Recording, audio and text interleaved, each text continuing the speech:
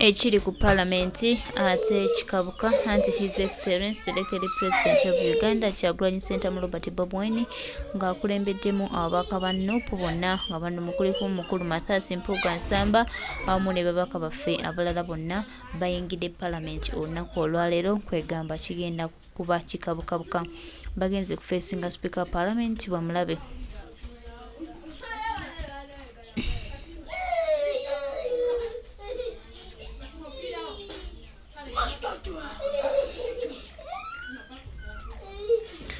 Bannayuganda bonna nga tutwalaganyizaamu era nga tutambula okulaba nga tukyusa eggwanga lyaffe. His Excellency the Deputy President of Uganda olunaku olwaleero ate ensonga agitadde walako agitadde wagguluko. Tugenda kulaba nga tutereeza byonna ebyasoba era ekiri mu Parliament kikabuka.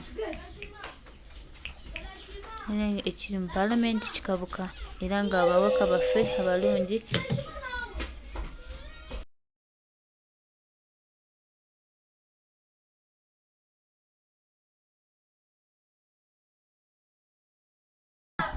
Kyagulanyi Ssentamu Robert Bobi the Deputy President of Uganda bino byatugamba nti abantu tujja balaba tujja bategerera era tujja bikola nga bwe birina okukola. His Excellency the Deputy President of Uganda ensonga agitambuza bulungi era yuga Kyagulanyi Ssentamu Robert Bobi tumanyi nti wooli tewali kigaana era Uganda yaffe nga yeekutte ku ggwe tewali kijja kutuzitoowerera ate tewali kijja tulemerera. Mwenna abaagala okutuzza emabega era mwenna abakola bye mukola nga mukolera gavumenti ya Museveni musobole okugiyisaawo tubagamba tebitukwatako era tutambula nga tugenda mu maaso. Tujja kusigala nga tugenda mu maaso ebbanga lyonna tewali kigenda tumenya era tewali kijja tuzza mabega. Tuli bagumu ate tuli bamativu nti Kyagulanyi Ssentamu Robert Bobi President of Uganda tubategeeza ajja tutwala mu maaso era eggwanga lyaffe lijja kununulwa. Ffe tubagamba wano ebigambo ne mulowooza nti naye Mukama tuli mu byakuzannya tuli mu byaki naye nga ffe tubasuubiza nti tuli bagumu nnyo kuba kitwagala tukimanyi ate kitwala mu maaso. Ezo sente za supplementary budget zaali zikutte Museveni nga waakiri alina otuwaayo ba Olivia Rutaya ne bamachete nkubuulira naye ebisajja omululu gwabijjula era byawunzika bizzeeyo mu Parliament era olunaku lwebiddayo lwennyini ne bisayininga sente ezo sente tezisobola kufuluma nga opposition teginaako mukono byafulumya ne bigenda ne biteekako omukono wawulirayo ekiwakana n'ekimu Mathias Mpuuga tuzannye katemba ya labbi ate tuli mu kubikkirira bubikkirize tulinga abalwanirira ekibiina ffe tetulwanirira kibiina tulwanirira ggwanga Uganda. Okitegeera tulwanyisa Museveni lwakwogera bulimba ate tubeere mu kibiina tubikkirira obulimba leka amazima tugoogera oba ekibiina kiyiike oba ekibiina kiyiike okitegeera leka twogere amazima. Lwaki mwagala otuziba omumwa? Okitegeera tewagenda mu State House gwe Mathias Mpuuga n'Anita Amongi omanyi sente ze baakuwa obutitimbe n'ogula ettaka eri ebutabika olowooza tuli basiru tetutegeera mbu tukubikkirire tukubikkirire tetugenda kukubikkirira. Omulamwa gwaffe kujjako Museveni ate tubeere n'abasajja nga tumanyidde ddala bakolagana ne Museveni mbu tubeeraawo nga tubalabako tubanga aba batya gwe Mathias Mpuuga tukutya mbu tukutye oyagala kati tugamba mbu kati tukutya okugambako nga tetumanye ebikolwa byo. Olaba tugamba ku Museveni ayina emmundu na biki olwo gwe Mpuuga toyina kyogenda kutukangakanga. Okitegeera wazanyira mu musaayi gwa baganda baffe twali tukutte Museveni mutaddewo embeera eraga nti kati saawa zino kwekalakasa paka baganda baffe we babata wakiri baali tuwaddeko ba Olivia Rutaya kisajja n'ozannya baganda baaba abaasibibwa n'obazannya ebyobufuzi gwe n'ogenda ozanyiremu ebyobufuzi byabwe mb'oba miitinga mb'oyogera nabo obawe essuubi lyotagenda kukola. Lwaki owa abantu essuubi lyotagenda kukola abantu babeeraawo nga bambi babulwa n'otuloba ga kasita Mpuuga gyali atulwanirira kumbe obazannya katemba obazannya byabufuzi n'otandika obavisitinga buli omu nga bw'obagumya bw'obalaga nti omulina kye mugenda okukolawo kiki kye mukoze bakibalama tebali makomera tebaasibibwa tebakwatibwa tebawambibwa. Mwagala kutugamba nti okunnyonnyolako bajja okunnyonnyola mbu kwabamatiza Bisajja binoze binyiriza ddala mwana muli mu parliament mufuna billions and billions mufuna millions and millions naye still mukola ebyekidongo mbutufu kyolabirako ddala nogalegera kale omusajja wakiri gwe gaana niwankubadde tolina kyoyinza kukyusaayo nnyo kiri awo wakiri gwe gaana ogambe haa segera mwenna ne musalawo kulya na kisajja ekisajja kibakasukira bukunkumuka ezo sente za supplementary budget zali zisobola n'osuula gavumenti nze nkubuulira okubanga zonna nga bwe baaziyisa senga omanyi sente omugaso gwa sente za supplementary budget ne muyisa n'ezammwe biliyoni 5 mu mmeka mwali mwagala gusuula Museveni nga waakiri ayina otuwaayo ba Olivia Lutaaya ne bamachete nkubuulira naye ebisajja omululu gwabijjula era byawunzika bizzeeyo mu parliament era olunaku lwebiddayo lwennyini ne bisayininga sente ezo sente tezisobola kufuluma nga opposition teginaako mukono byafulumya ne bigenda ne biteekako mukono wawulirayo ekiwakana n'ekimu mafayasi mpugo tuzanye katemba ya labbi ate tuli mu kubikkirira bubikkirize tulinga abalwanirira ekibiina ffe tetulwanirira kibiina tulwanirira ggwanga Uganda okitegeera tulwanyisa Museveni lwakwogera bulimba ate tubeere mu kibiina tubikkirire obulimba leka amazima tugoogere oba ekibiina kiyiike oba ekibiina kiyiike okitegeera leka twogere amazima lwaki mwagala otuziba omumwa okitegeera tewagenda mu state house gwe mafayasi mpuuga n'aniita amongi omanyi sente ze baakuwa obutitime n'ogula ettaka eryebutabika olowooza tuli basiru tetutegeera mbu tukubikkirire tukubikkirire tetugenda kukubikkirira omulamwa gwaffe kujjako Museveni ate tubeere n'abasajja nga tumanyidde ddala bakolagana ne Museveni mbu tubeere awo nga tubalabako tubanga aba batya gwe mafayasi mpuuga tukutya mbu tukutye oyagala kati tugamba mbu kati tukutya okugambako nga tetumanye ebikolwa byo olaba tugamba ku Museveni ayina emmundu na biki olwo gwe mpuuga toyina kyogenda kutukangakanga osegeera wazanyira mu musaayi gwa baganda baffe twali tukutte Museveni mutaddewo embeera eraga nti kati saawa zino kwekalakasa paka baganda baffe we babata wakiri baali tuwaddeko ba Olivia Lutaaya kisajja n'ozannya baganda baba abaasibibwa n'obazannya ebyobufuzi gwe n'ogenda ozanyiremu ebyobufuzi byabwe mb'oba miitinga mb'oyogera nabo obawe essuubi lyotagenda kukola lwaki owa abantu essuubi lyotagenda kukola abantu babeeraawo nga bambi babulwa n'otuloba ga kasita mpuuga gyali atulwanirira kumba obazannya katemba obazannya byabufuzi n'otandika obavisitinga buli omu nga bw'obagumya bw'obalaga nti omulina kye mugenda okukolawo kiki kye mukoze bakibalama tebali makomera tebaasibibwa tebakwatibwa tebawambibwa mwagala kutugamba nti okunnyonnyolako bajja okunnyonnyola mbukwabamatiza bisajja binoze binyiriza ddala mwana muli mu parliament mufuna billions and billions mufuna millions and millions naye still mukola ebyekidongo mbutufu kyolabirako ddala nogalegera kale omusajja wakiri gwe gaana niwankubadde tolina kyoyinza kukyusaayo nnyo kiri awo wakiri gwe gaana ogambe haa segera naye mwenna ne musalawo kulya na kisajja ekisajja kibakasukira bukunkumuka ezo sente za supplementary budget zali zisobola n'osuula gavumenti nze nkubuulira okubanga zonna nga bwe baaziyisa senga omanyi sente omugaso gwa sente za supplementary budget ne muyisa n'ezammwe biliyoni 5 mu mmeka mwali mwagala gusunisa pulezidenti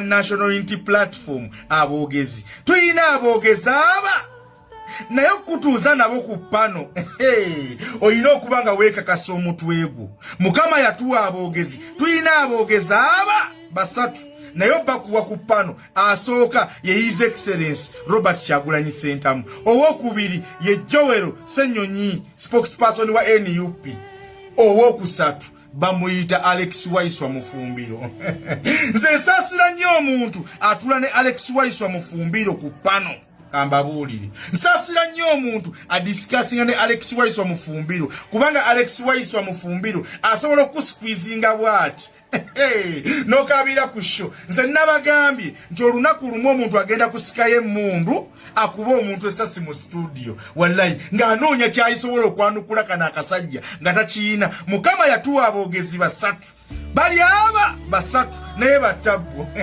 era asasira nnyo omuntu atula ne Kyagulanyi Ssentamu ku pano ne badisikasinga oba Joero Ssenyonyi. Wallahi oyina okuba nga oli musajja, oyina okuba nga oyina omutwe nga gubaza emirundi nga 15 mu katikitiki kamu, kubanga bano abasajja abagezi tosobola bawangula mu kintu kya kurizoninga. So kolabe Alex Wise Mufumbiro.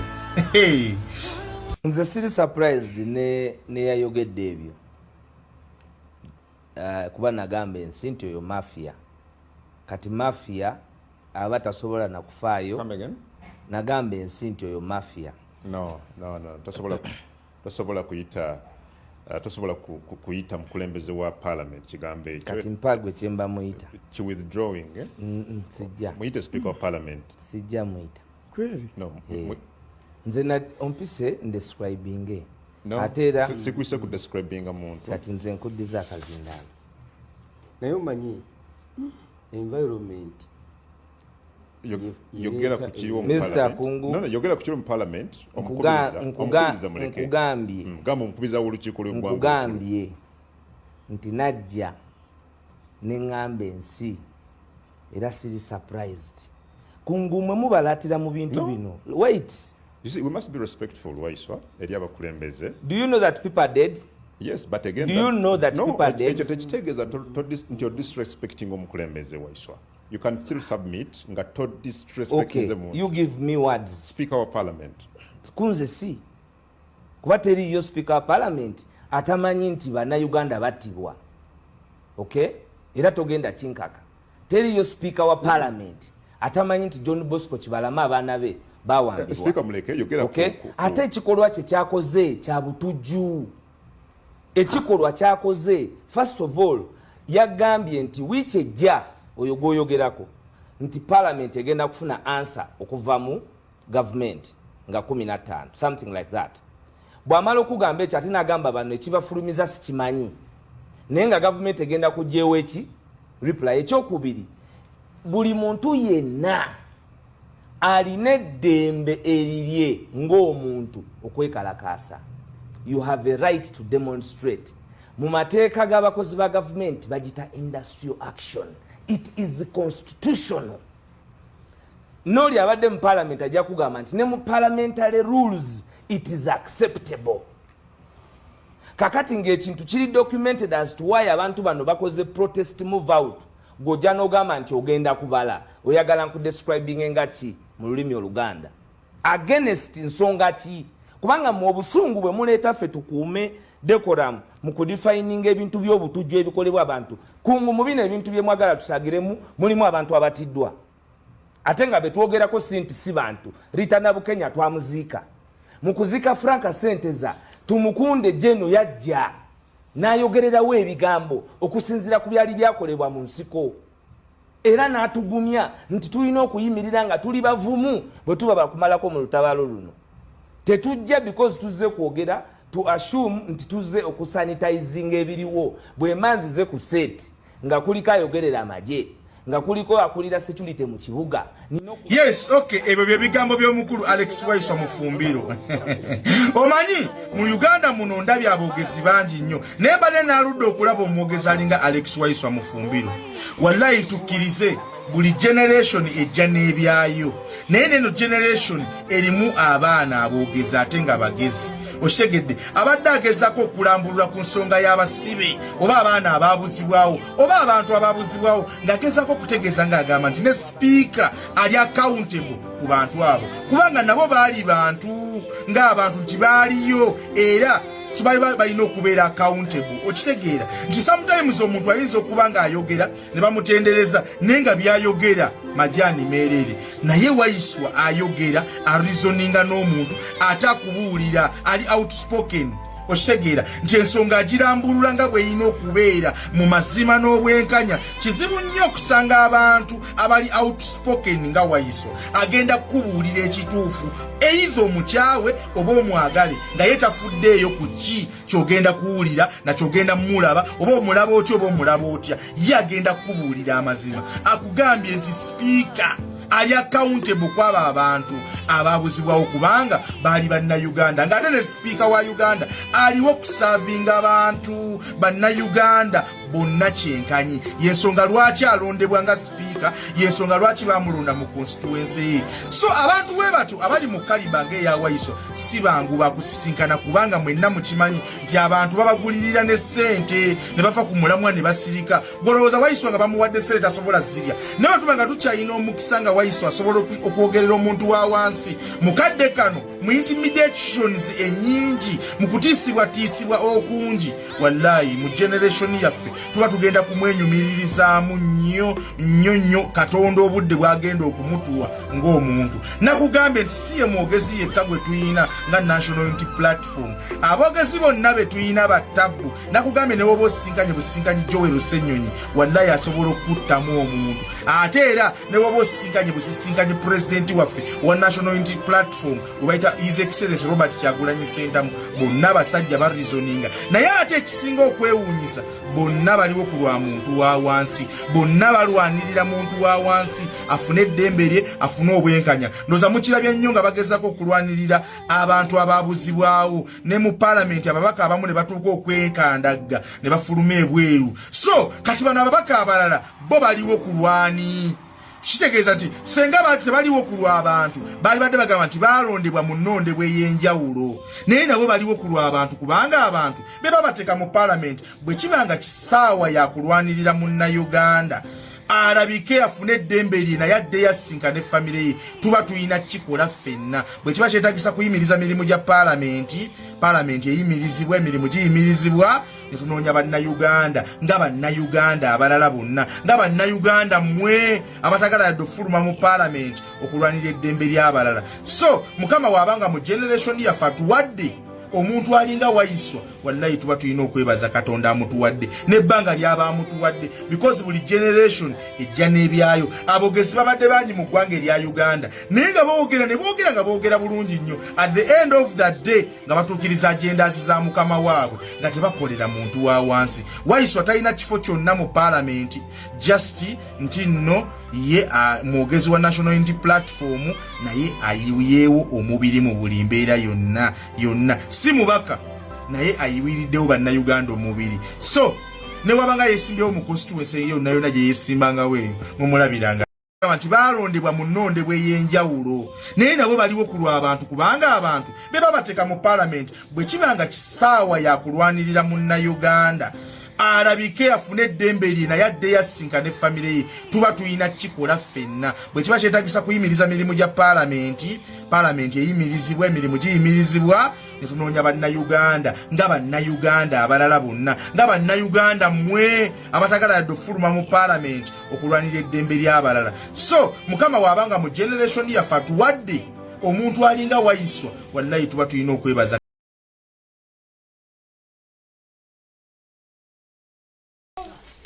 Tweyanziza nnyo baganda baffe, tweyanziza nnyo mikwano gyaffe n'ebigambo ebirungi ebyo bye mutuwadde olunaku olwaleero. Ate ku Parliament kigenda kuba kyanjawulo era nga tubasuubiza nti tubeereko tulabe ki ekigenda mu maaso. Bino tebigenda kukoma kati, tebigenda kukoma lwaleero. His Excellency Ekili President of Uganda Kyagulanyi Ssentamu Robert Bobi bino byatugamba. Tulinze ekigenda okuva mu Parliament. Omubaka Honorable Francis Zaake yagenze yeeyamye era nga asuubiza ekyenjawulo okubaawo mu Parliament. Kakati tulinze Speaker Anita Amongi kikyasalawo.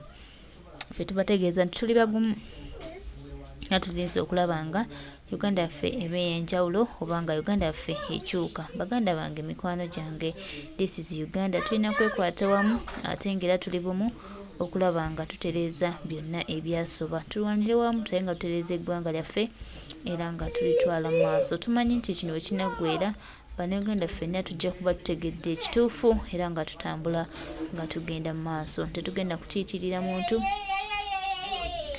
tugenda kubaako muntu yenna gwe tusiriikirira ng'akola effujjo ku ggwanga lyaffe lino Uganda. Tugenda kutambula n'amazima ate era n'obwenkanya obw'amaanyi ennyo. Ababadde boogera ebigambo, abadde boogera ebyammwe, tubategeeza nti ebigambo tebigula mata era tubategeeza nti His Excellency Ekili President of Uganda asigala ye President wa Uganda ate nga atambula agenda mu maaso.